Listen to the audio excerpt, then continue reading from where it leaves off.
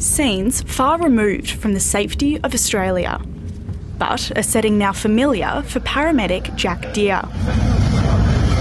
You don't know how long it's going to take you to get to a hospital or what equipment you have, and you're working bare bones.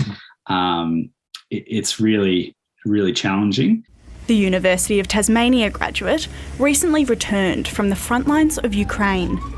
He's been trained to provide healthcare in remote and extreme environments.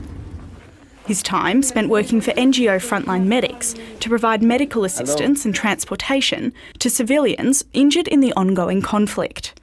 It has been an immensely steep learning curve. I didn't picture myself doing this when I first started paramedicine, but it's turned out to be an immensely rewarding experience. Today, alongside fellow UTAS graduate Nia, Jack was given the opportunity to share his story with the Ukrainian ambassador during his visit to Tasmania.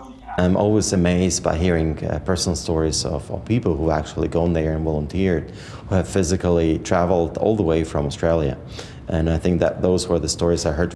With the conflict in Ukraine still very active, advice from the government is not to travel to the country, or for those already there to leave if safe to do so.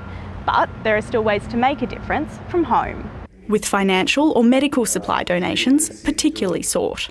Well, there are many different ways how Australia can support Ukraine, and there is support coming from the government, there is support coming from corporates, from individuals. We tend to forget, or we get fatigued hearing the same old stories, but it is no less real for the civilians and the people who are living in these conditions.